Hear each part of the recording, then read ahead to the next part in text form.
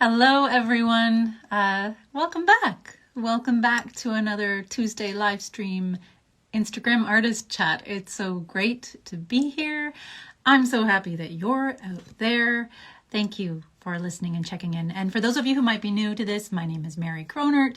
I'm here on behalf of the Living Room Community Art Studio, which is an organization that provides opportunities for people to make and share art with one another for free. Obviously, we can't do that in person right now. So we're looking for ways to keep people connected and engaged and, that just bringing back that sense, that feel of community once again. Now, for those of you who are familiar, and hello, welcome, familiar with what the Living Room Community Art Studio was when we had our physical space, it was a kind of place where people could just walk in off the street, grab materials off the shelf, and do whatever they wanted to do to create, to express themselves, to make some kind of art that helped people understand who they were, what it was like to be them. Maybe it was art to help make themselves feel better, feel good. There's so many reasons why we make art, and they all count. Part of that art in that space was also the little community garden we had out in back of the studio. This was a pretty special place. It was kind of like a making do with what you have space. When we first moved into the studio, there was just a parking lot. And slowly over time, we began to reclaim that space and create a pretty cool little garden with repurposed and recycled items. Just growing things because we could, growing things because we were trying things. We didn't know if it would work out or not. And over time, we learned so much about gardening. And it was just a really lovely, special place where people could go when they wanted a breath of fresh air from the studio, or to step out to feel some sunshine on their skin, or dig their hands in the dirt and get a little bit messy. So today we have a guest who was a huge part of the Living Room Community Art Studio, M Nowick, who is also known on Instagram as Mix Morris. Now, you might remember M from the studio. They were always the one with driving passion for everything natural, everything artsy and environmental, recycling, repurposing, just any excuse to get their hands in the dirt. I think M would agree that, that's what they were going for. So you know what? There are so many things we can talk about, so many memories. I'm sure we're going to get into some of that today. We're also going to be getting into some of the amazing projects and ideas that M has going on for them in the future. So without further ado, let's introduce today's guest, M Nowick of Mix Morris. There we go.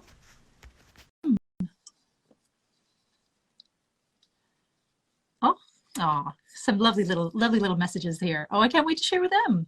Thank you, Brandon. Hello. Hey. Welcome. It's so good to see your face. How are you? Pretty good. Yeah, the sun's out. It's getting warmer every day, so that's a good sign spring is coming. Today, I know you're up a little bit more north than we are here in Ottawa. For those who aren't here right now, I'm surprised anyone is listening or watching right now because it is an absolute gorgeous afternoon here. I spent 5 minutes outside without a coat on. Oh, wow. Nice. I did. So before we get into all things, everything, arts, natural, creative, recycling, repurposing, all of that wonderful stuff, can you introduce yourself to folks in the community who may not be familiar with who you are? Sure. Yeah. Well, yeah, my name is M, and yeah, I lived in Ottawa most of the time, so I was a coordinator at the Living Room Studio for a couple of years. It was, yeah, it was such a great time and such a change of space after I learned more about community arts going to York, and then actually being involved in the community space. It was a great experience. And then I moved up north to Aurelia to go into the teaching program.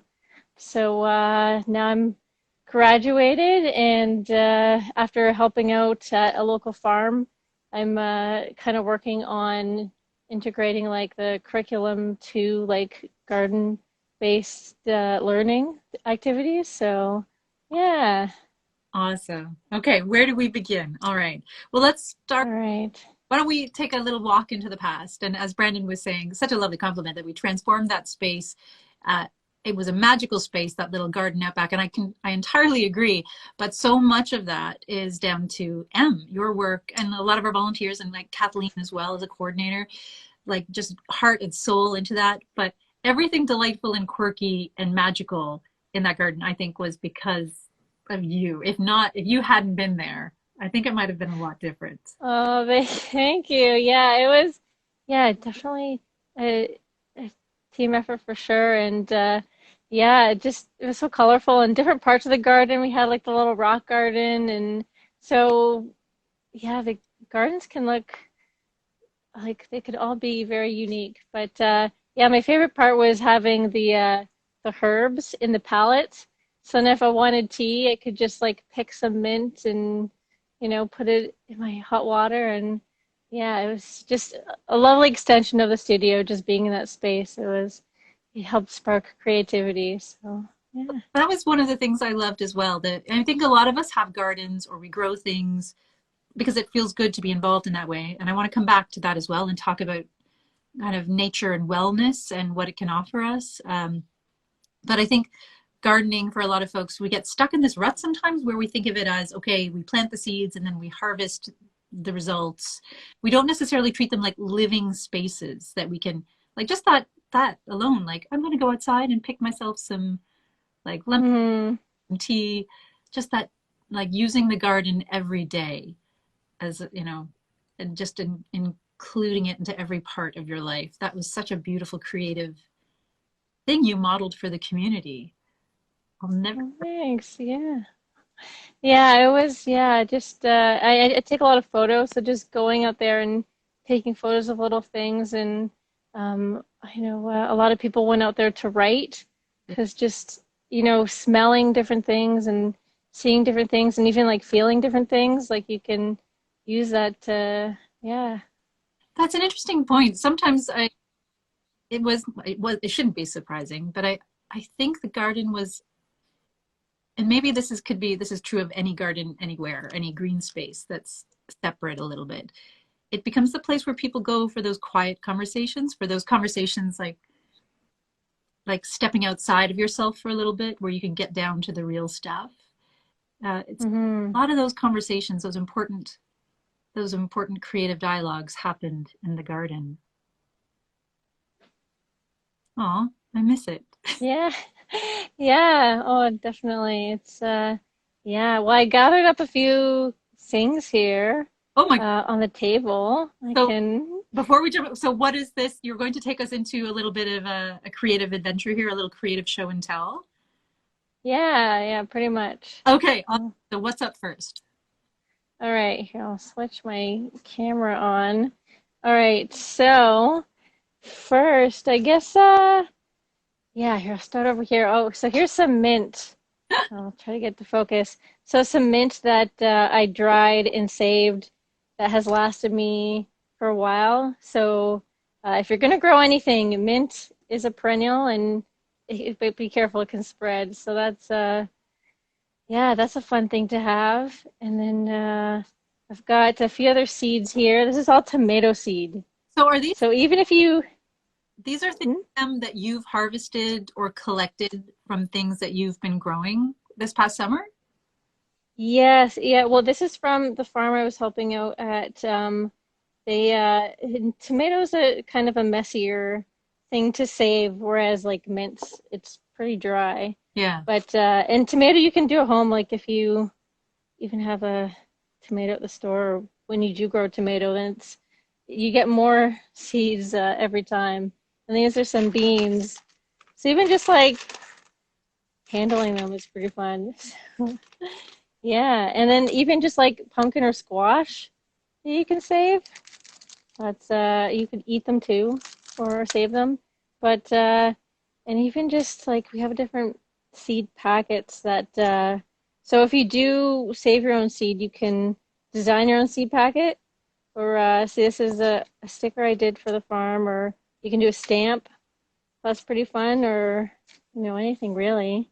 But and you can get there are a lot of places to get seeds too, I see Hawthorne Farm. locally. I'm a big fan of hawthorn. Yeah.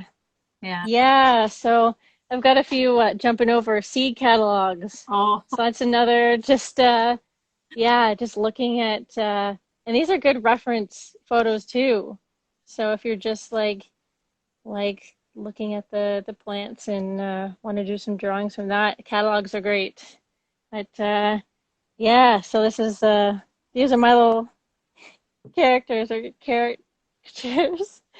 Yeah. there. So Know this again. I think sort of like said a little bit at the beginning, but M is an educator, an artist. You are trained like you went. Where did you go to? Where did you go to school for initially? I know you're back in school now for arts education, environment, things like that. But for yeah. visual artist first, yes. Yeah, I went to York for visual art, so I did photography and sculpture and painting, Yeah. and also geography. So doing a bit of environmental studies courses. But then I discovered community arts. So doing a certificate in that really kind of changed my view on like who can do art, what is art, and from then, yeah, the living room really enforced that passion of mine. So, yeah. I love those carrot pictures. So Yeah, thanks. So, yeah, and then just looking at books, I know some libraries are open for curbside pickup. So this is like a local author. She's in Toronto. So, if you're interested in plants, you can really grow anywhere. So she plant does like balcony gardening, and see there's like she has really cool illustrations as well. what's the name of the So, artist or that? this is Lara Okay, Rosky. Lucretia Yeah. Rofsky. Excellent. Yeah, I Yes. can we talk about that for a little bit and then we can come back to all the because I'm seeing some other really awesome things on your desk there that I want to learn about. Yeah, Um, for sure. but I know that this would be a time like we're coming up on I guess it's a year now since everything happened in the world, since the living room closed. At this time, in a lot of the schools and libraries, yeah, they'd be sharing their seed libraries, and you could, pick up seeds to plant and grow things. I'm not sure if that's happening. Anyone, if you're watching or listening out there, if you know of some seed exchange programs that are happening this year by like curbside pickup or what have you, let me know. Hmm. Happens when, like, I think one of the things I love about what you're showing us here in this lovely green buffet of Yeah. awesomeness is that you don't necessarily need to order seeds. You don't need to buy seeds. There's lots of things if you're eating, fresh foods that have seeds, you can harvest them yourself. You don't need a lot of them even to do that. Even just saving a few seeds from the tomato you have with your lunch. Like Hmm. that is something you can. Or or if your onion starts growing because you forgot about it, you just put it in dirt, and then you have green onion. Yeah. Or garlic. So this one's starting to sprout. So yeah, totally. The ends of I know I've tried growing celery or even the tops of carrots. Like those can regrow. So yeah. So finding ways that you can experiment, try it. So folks, if you're at home and you're wondering, I would like to grow things, but I don't have a lot of resources, there's so many different ways that you can get green and get your own little garden going inside your apartment or, wherever you might be. I love that idea of Hmm. catching the veg that are sprouting again and doing something with them. Yeah. One year Uh, grew potatoes that way. Before I was this, now I've been growing potatoes for a few years now, but the first time I grew potatoes, it was entirely by accident because I'd thrown a potato on the compost in my the oh yeah. yeah, Uh-huh. and it's like, Oh, oh yeah, I've got a potato. yeah, I don't Or here's this is an avocado pit. And this is avocado here. No fruit yet. The leaves kind of fell off, but it is possible. So, yeah. Or this is Jamaican thyme. So, cuttings as well. So if you see other plants, you can um, break off like a stem and try to root it. So it'll just grow a new plant. can you So, talk to us a little bit about how to do cuttings because I know for a lot of folks out there that's also a bit of a mystery. oh yes, I'm not an expert. There are some plants that are easier than others. Like This is my purple heart plant that just a arm falls off, like a stem falls off, and then it just keeps growing. So I know you definitely want at least, I think, one or two kind of shoots Hmm. so that it has a part that keeps growing. Again, I'm not an expert on this. It's again, yeah, experimenting and trial and error. But yeah, I know. Yeah, just making sure it has some new growth to keep growing. And do you just like permit beneath a kind of uh like a, Yeah. what would that be called? Like a node or like some offshoots, and just Yes. stick it in, like put it in the soil, or do you need to add any kind of like root growth? You could try it in water first, and then once you see roots develop, then put in some soil. But yeah, you can get I know there's like for grapevines that we were trying, there's like rooting hormone to like help it grow. But But you don't know what yeah. that's like. I love that so much. When did you Hmm. you like, as M the artist, M as the creative nature adventurist person, when did you first know that plants were going to be a part of your life? Oh, well, I've always grown up liking the outdoors a lot. So going to like camp, like science camp, and Yeah. just have a natural curiosity about plants and things that were growing outside. So, and I think we did have a little garden in the backyard, but because you can learn so much from all of that. So, and now as a teacher, I can connect like almost every subject to gardening. So, How yeah. how do you like, this is a big question, so feel free to tell me to go away if you don't want to answer it. But growing up in school, gardening was not really a part of my education. I think maybe there were a few things here and there, but nothing that really stood out. Like I think maybe one time we did seeds and paper towels to see them, Mm, but there was never any kind of follow through with actually growing things from that point.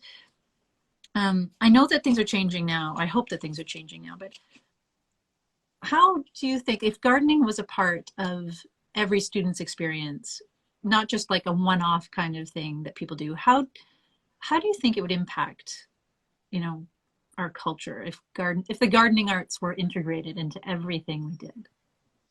oh wow. I think well, it definitely has such a positive impact for sure. Just yeah, I mean, I'm all about learning outside of the classroom. Like I mean, especially now being Mm. confined to a space, there's with a garden there's so much curiosity and that can spark questions um and a lot of garden spaces are just being out in nature is more calming and just yeah, it's just beneficial for everyone's well-being. I think there should be a garden in every school.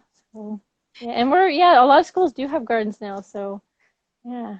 That would be amazing. And you, Mhm. so I think the first time I heard this term, it was from you. You talk about forest school. Oh yes, yeah. So yeah, I learned about forest school when I was on like an outdoor educator conference, and yeah, forest schools are becoming a lot more popular. So it is tailored more for like kindergarten kids, like starting Oh. out.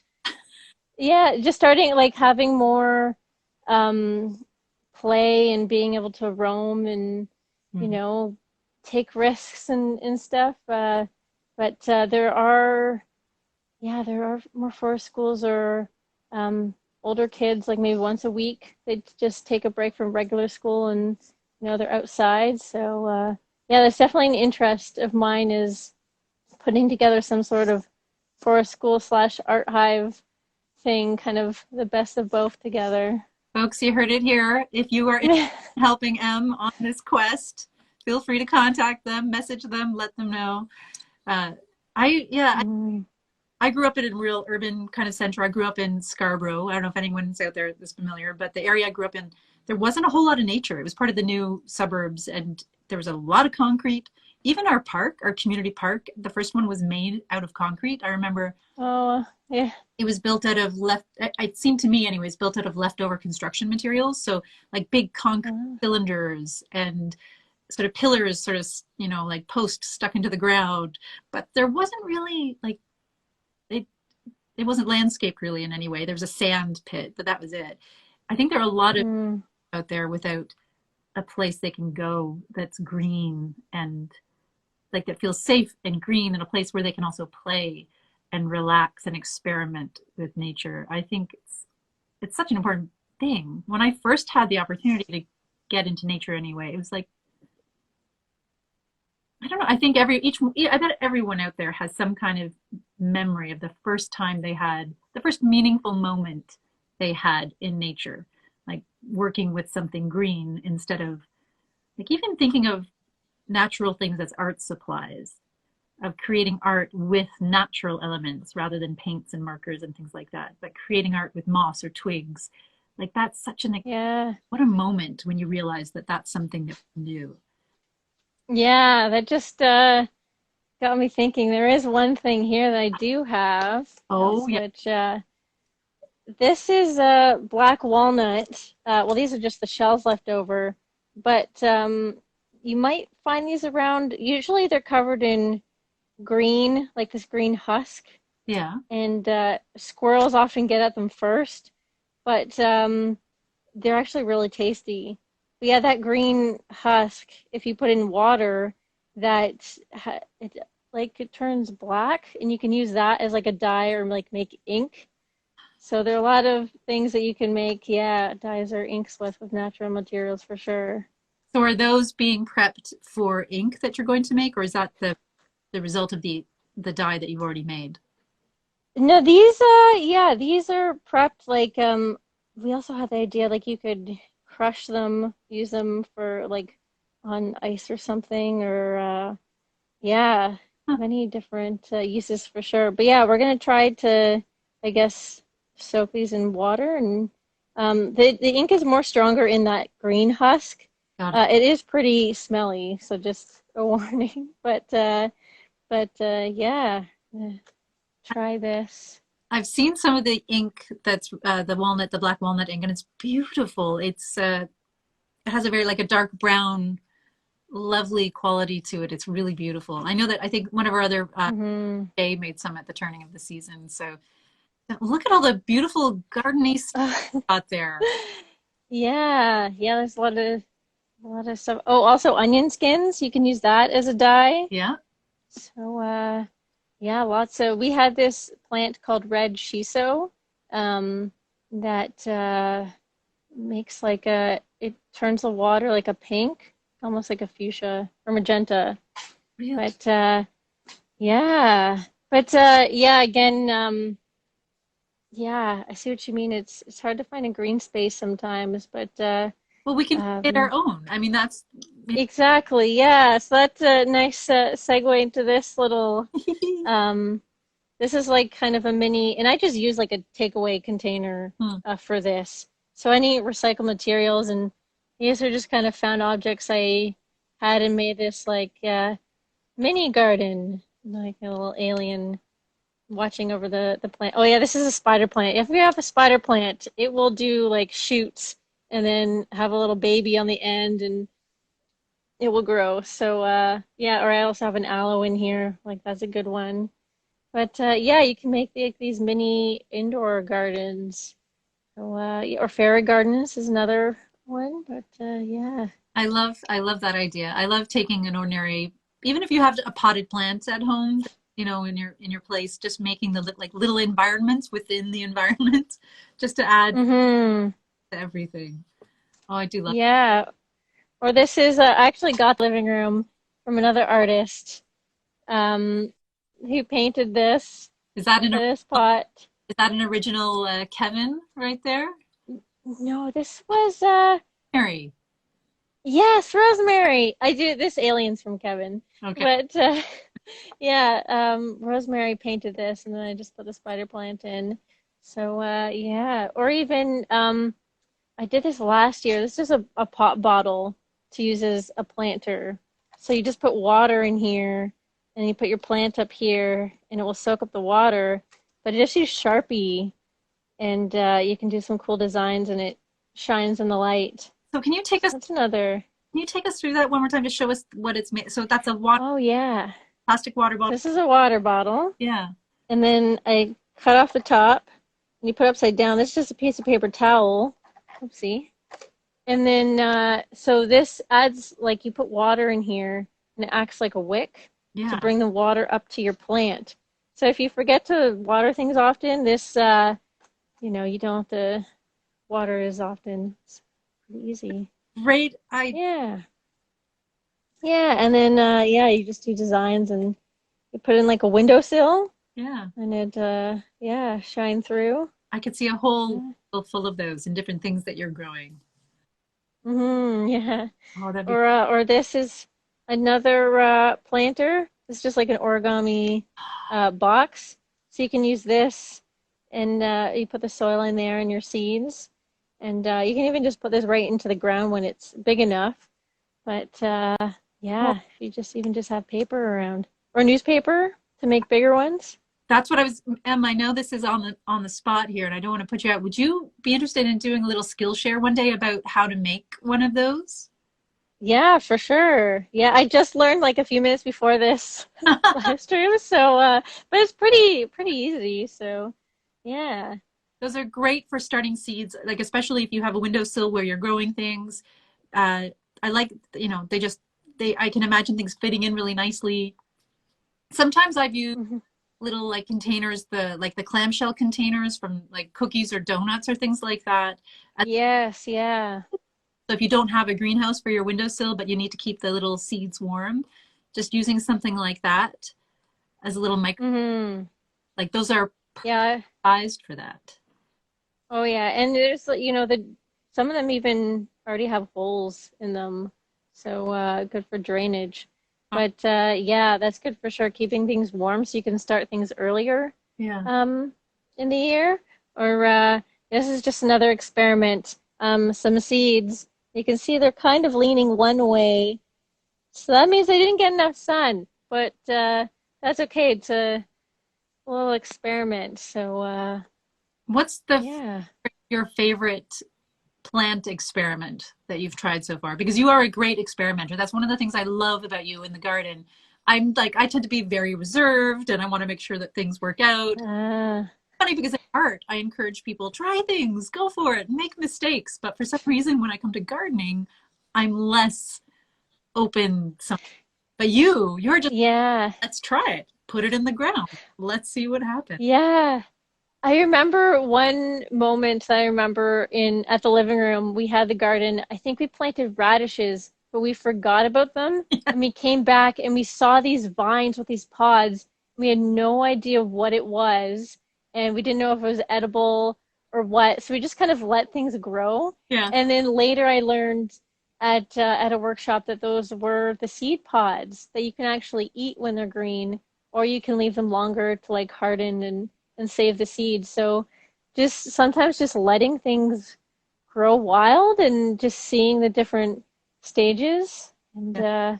yeah, because even, I just saw how lettuce goes to seed. Like it has these beautiful flowers and yeah, it's pretty interesting. Oh, And if you live in a place where I think sometimes letting things go to seed on their own can be really nice as well, because especially things like lettuce, I love how it's the first thing to pop up around other plants, and you can harvest it really early when other things are, growing and they're not ready to harvest yet.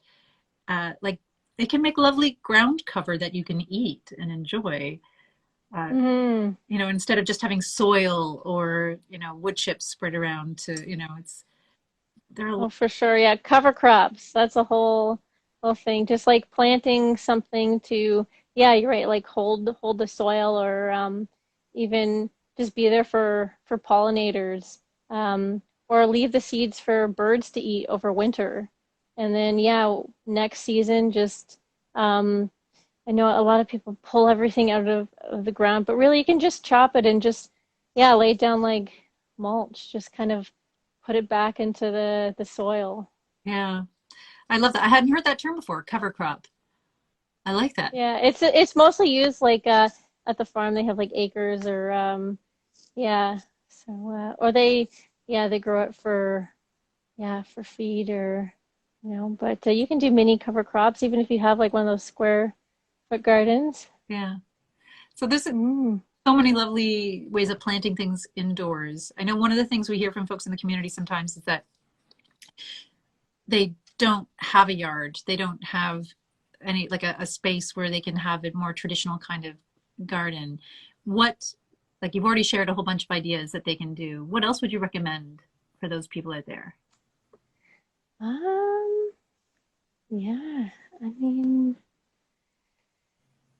not sure. I mean, yeah. Again, even just yeah, even just I know the ends of like green onions or even celery, just like putting that in water even help things grow. Or I've seen people make like paper plants. So they have like so it's like fake flowers, but it still looks like real enough. So adding some color, you know, texture around. So Hmm. yeah, and then you don't have to remember to water it. It's just always yeah. So when in doubt, if you don't want to grow anything, or maybe you feel like you're not in a place where you can, take care of it, make some fake plants, some art plants, Yeah, exactly. get them all year round. Hmm. Are you looking forward? Is there anything you're excited about getting started or planting out? Um, sure. Well, cucumbers are definitely my favorite. So, I've never, yeah, so growing those. I've never had any luck with cucumbers. Oh, yeah, it's, I don't know. It's, yeah, well, we hear that too. Like, yeah, some people say they have luck with cucumbers or, you know, we have some luck with squash. I mean, when you're battling bugs too. So that's the thing is, Don't get me started. it's, Don't get me started about the squash beetles, those cucumber beetles. yeah. But then it's also like a new creature, a new bug. It's like, what is this? It's just there for that plant. So it's yeah, it's pretty so yeah, it might be eating your vegetable, but you know, you're learning something new. That's true. I'm learning patience, trying to be, Hmm. trying not to hate them too much. Yeah. Yeah, a lot of, Hmm. well, on that, like, what are some of the things over your lifetime when you look back that you've learned from nature? What are some of the important things that you've taken away that help you get by or help you do just like, you know, do you? Well, nature really it helps me pause and just take a moment to breathe and I just close my eyes and try to listen to what's going on and just kind of reflect like there are all these things trying to grow and you know they have needs like sun and soil and water and you know I have needs so I need to that reminds me to take care of myself too so make sure I'm watering myself and getting nutrients so yeah just taking care of everything. That's beautiful. I, just as you were saying this, I had this image of you because oftentimes I've never seen you more happy than when you're up in a tree somehow. Oh yes, Being yeah. a happy place for you. I love that idea of being in nature, but having a relationship with nature rather than it being something that we manage or control or do things to or Hmm. from. Being able to listen to it, just to spend time and listen to it, to see what it wants us to know. That is really quite lovely. Yeah. And right there, I can Yeah, the little hearts. see it Yeah. being so important. How, and I think it's also important during these strange and uncertain times as well. Like you were saying, we can't do the things we normally want or like to do. We can't connect in the ways we're accustomed to connecting with others in. And I feel like there's something that nature can offer us now more, and perhaps we're in a place now where we're willing to listen more than we've ever listened before. Um, Mhm. is there something like in this past year, have you discovered anything about nature that perhaps you hadn't before because of just the the way life worked or the pressures that were put upon you? Because I know you've been busy, you've been in school, you've been training, you've been working, you've been applying for grants, doing all those cool, awesome, creative, and lifey things. Um, and you already have had a relationship with nature, but have you learned anything new this year in particular? Ah, wow. Yeah, I've definitely connected more with people. Like nature definitely brings people together. Like yeah, not just the demand for seeds, but the wanting to learn and learning from each other. There's so much to learn too. So even if you've never grown anything before, you know, learning something new, get out of your comfort zone, and just making all these new connections. And have you Mm-hmm. increased in people wanting to garden, wanting to learn more about what they can do? Oh yeah. Yeah, it's I just attended one of the Toronto CD Saturdays, and people were talking about just they're all trying new things, like even doing like worm composting. That's the thing I haven't done yet, but having worms in in the house. But yeah, it's just everyone's just experimenting and with being online through Zoom and Instagram, it's a lot easier to connect to people you wouldn't usually, you know, meet or talk to. So that's been a plus. Yeah, so that's awesome. And I'm looking forward to seeing Mhm. summer to all of us. I already know that like seeds are the demand on people ordering seeds and buying like things like that is up again. So if you're out there Mhm. and you're wanting to get yourself some seeds, order some seeds, now's the time to do it. Or yeah, like harvesting from your own the things you eat. That's always a great thing to do. I have, Yeah. especially if you have something that's really tasty. Like I had, Hmm. right? Keep the seeds, enjoy it. See how it grows. Give it a try.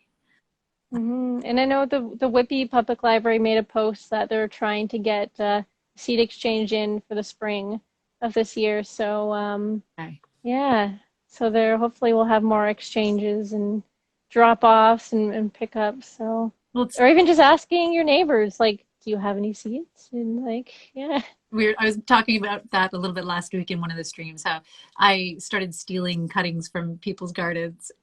Oh yeah. Um, I don't, it's not a thing. I don't do it. It's not what I try to ask if possible, but every once in a while, Yeah.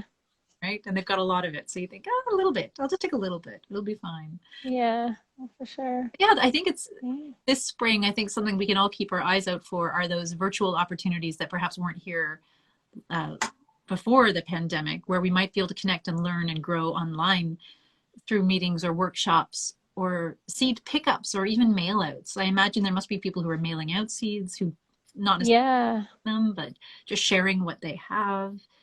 Um, Mm. what's your favorite? Do you have a favorite resource that you go to that you turn to again and again and again? Um, well, I know I still try to connect with any local community gardens, or like Dig. We were talking about Dig the other day, the Durham Integrated Growers. Yeah. Um, they're doing some workshops and webinars, or the Toronto Seed Library that's kind of out in the GTA. But yeah, trying to. There are a lot of great local resources, or even on Facebook or Instagram, just searching up like seed or garden and yeah. I was just thinking too, something that I don't know if I would have contemplated in any other time other than in a pandemic, but I guess there's an opportunity for us to do some kind of virtual tourism as well. Like Yeah. I was just thinking I mean, maybe depending on what their policies are, but what's stopping us from participating in workshops in other countries or places that open up, you know, Yeah. to learn. Uh-huh, for sure. I know. Yeah, definitely. I mean, it's interesting because in other places there are different like growing zones, so you can grow certain things. But again, you can, with greenhouses, you can make the environment warm enough to grow stuff here. And yeah, we've ordered a few seeds from like West Coast Seeds, like at West Yeah. or even out east. Yeah, they're different, and I know there are like art hives all over the world too. Like they have gardens and growing different things. So yeah, you're right. You can definitely learn a lot globally. We'll travel a little bit as well, just learning about other, how things grow in other cultures, what they grow, what they, techniques that they use that we might be able to incorporate into our own gardening as well. Um, Hmm. yeah, that's exciting. Yeah, or we had a few volunteers from different countries who would do a tour of the garden and like, oh, I know that plant, and they might call it by a different name, or um, they have a technique of how they grow it. So like we might try that, like cabbage, like tying the cabbage so it grows more upright. What? So just different. Tell me more. Yeah, yeah. So sometimes cabbage is growing and the leaves might flop open, but if you tie it, like tie a string around, it will help kind of keep it in shape. So And it won't yeah, hurt. similar to how Huh. no, I don't think it should hurt it. Yeah, or even like different trellising techniques. So yeah, I know at the living room I tried growing a cantaloupe, and like I made like a little hammock for it to support it. So just being creative, different ways. Yeah, I remember the cantaloupe hammock. That was, yeah. there were so many little artsy things in that garden that were practical and purposeful, but also decorative and fun and kind of told a story in their own ways. The cantaloupe was one. I remember this might have been a Natasha thing where there was, I think we had an old door frame that without the glass, Oh yeah. like a French door kind of thing that was an old wooden frame. And that for a couple of summers was a trellis. We painted it and put it like sort of like put it in the ground, Hmm. and then things could grow up through the door, through the panels. Yeah. Uh, Yeah. Or we had someone had boots. yeah, I think maybe that was a Kathleen did the boot, like growing out of an old boot. So yeah. rain boots or things like that. Just they can make really cool planters. That was actually something I remember seeing at Saint Henri, the art hive in Saint Henri, La Ruche Saint Henri. They had this wonderful. It kind of looked like an altar to plants. They're different, Yeah. and they were, everything was planted in boots and shoes. Oh. And so you had, things in sneakers, and then things in really cool lace up like Heely boots, and then like, Oh, nice. but it was just full of these shoes, like a giant art piece that was like shoe rack meets uh, plant wildlife experiment installation. It was so cool. It was so beautiful, Hmm. and so much Yeah. throwing the shoes out, at least extending the life of that thing so that it can, before it goes into a landfill. Oh, Yeah. for sure. Oh, Yeah. see, there's so many ways we can experiment and grow things. Hmm. Hmm. Yeah. So tell me more about your art hive dream. Who knows? Because there might be someone who's listening out there. Oh. So what, right, every art hive, as many as possible, try to have some kind of gardening piece of it. Even like there might be space for a garden or just plants in the window, or you can make do with so very little to like do something. You can be really creative. But what are Hmm. you imagining for your hive? Because it sounds really special. Oh, well, I'm also big on accessibility. So having it kind of designed so the more people can Mm. interact and be a part of it, the better. So maybe that's like raised beds or, wider pathways. So a nice, easy terrain. And that way, even like little kids can get in there, and even like grandparents. So having that intergenerational connection in there. Yeah. Um, yeah, and just yeah, just having it be as creative as possible, a space. So There, I can see it being a learning space as well. And I think you were mentioning this as well, like an educational space. I could see you creating, um, for folks who aren't familiar, every year we grow food. That's a community garden and food security organization in Oshawa. They host something called like a harvest festival at the end of the summer where everyone comes together at Caria, this wonderful community organization, and we have food and there's music and just loveliness. And the last time it happened, because I think COVID hit before and made it impossible last year. Mm. We were there for the last time, and you helped create this wonderful kind of sculptural fort out of branches. Oh yeah. And I just remember thinking how beautiful that was. And we were wrapping it in yarn, and then the branches intersecting and creating this beautiful archway. I can see that totally being a part of it. What if you created a larger version of that in your art hive that people could sit Hmm. and create? Oh yeah, for sure. Like yeah, you can do that with willow trees and then it can be like a living tunnel. That's a thing people do. And yeah. Well, there's also a lot of we were even just out in the snow the other day, making art that it's ephemeral, so it's not permanent. Yeah, So even just like arranging rocks or pine cones into something, and then maybe one person might see it, or maybe no one will see it, and then the next time it's rearranged a different way, or yeah, just working with what's around in the area. that's another part of that, create like working with nature, creating art with nature, out of nature, for nature. That's really interesting. It's not, oftentimes it's not something that stays around forever. It's not something you sell in a gallery and make a time.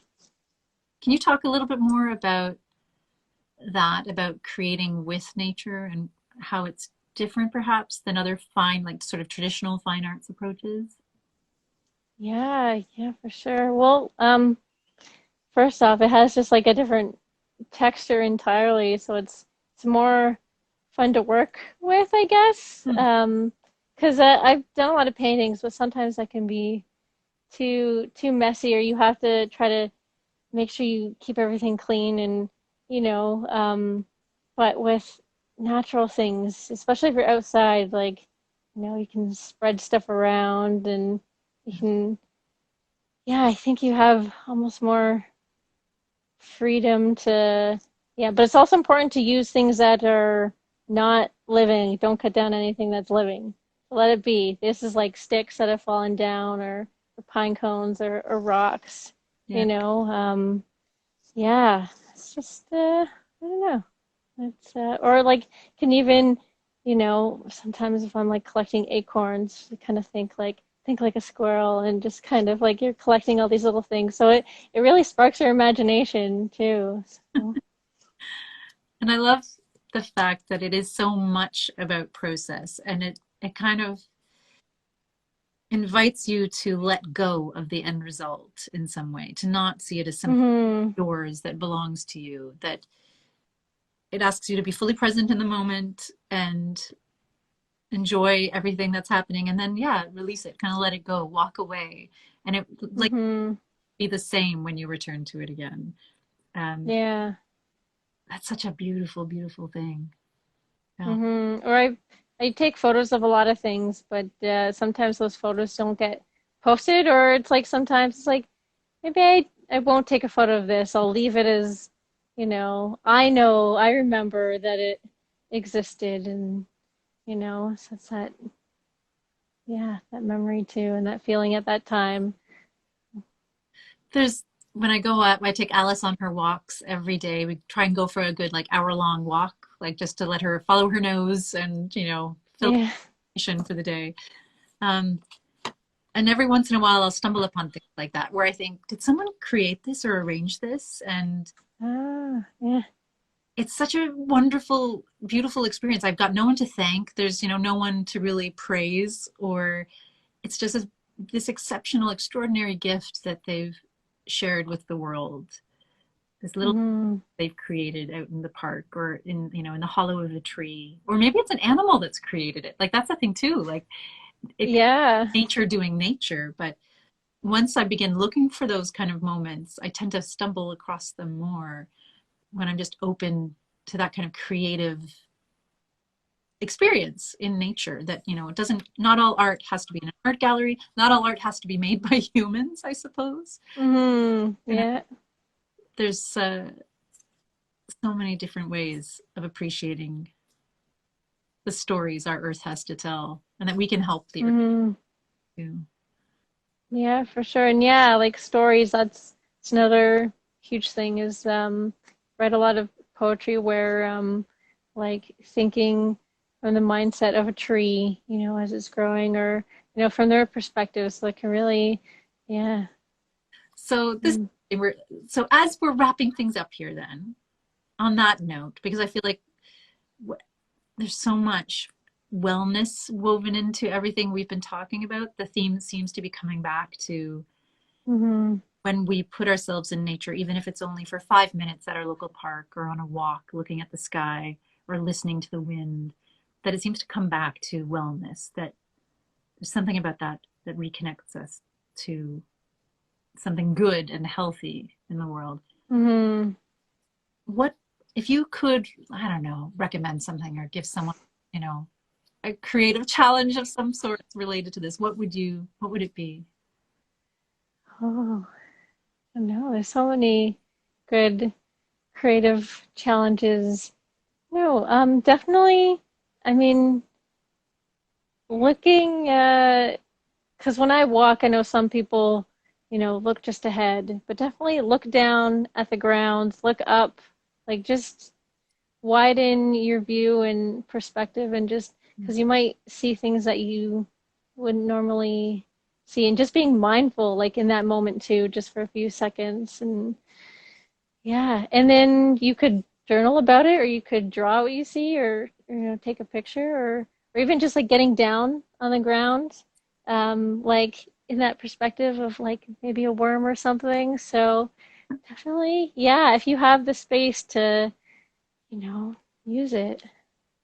I love that. Getting down, like looking at things from a different perspective, getting down close to the ground and taking a look to see what's around. That's a poem. I just made a poem. Yeah, Oh, it's been such delight having you here, thanks so much oh, of course. for visiting with us and just giving us a tour of all your lovely green things and growing things. And that plastic, that water bottle idea, I have to try that. That's Yeah. a brilliant thing. Um, yeah, it's just lovely. It's lovely chatting with you again. Yeah. Um, Thank you. You too. any last kind of shout outs or folks you'd like to say hi to or anything, any last like messages you'd like to leave with the community?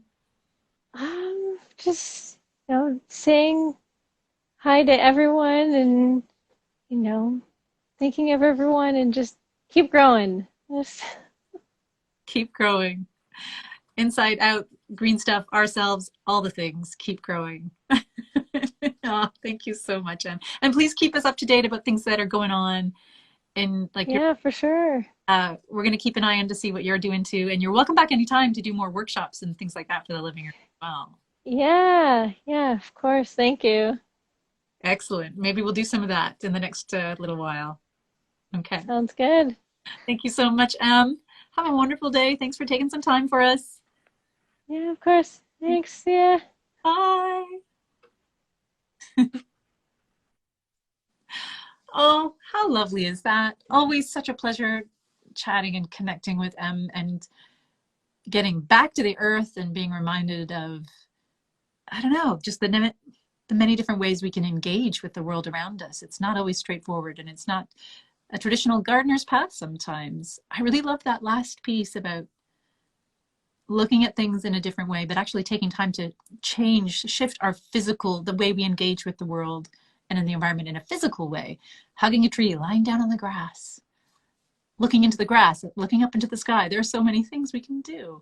Um, yeah, thanks so much, Em, for being here and reminding us of all of that and just how important it is to take the time to slow down and listen to the earth and learn from the earth about what it needs and what we need too. Anyways, you folks are so awesome. Thanks for joining us today. And I look forward to connecting with you again soon. Tomorrow, Wednesday, we have another live stream pop-up art studio over on our Facebook page from 2 to 3:30. You're welcome to join us there, make art, hang out, contribute to that fabulous creative vibe that we have every week. And yeah, if you're in Oshawa, like me, there's some beautiful sunlight. So you know what? Get out there, enjoy it, go for a walk, and yeah, give this Mother Earth a bit of a hug. All right, folks, that's enough for me. Thanks again to Em for being our guest today. And until we can connect and create with one another in person, I look forward to connecting and creating with you right here online, or who knows, maybe out in that community garden somewhere. See you soon, folks. Bye.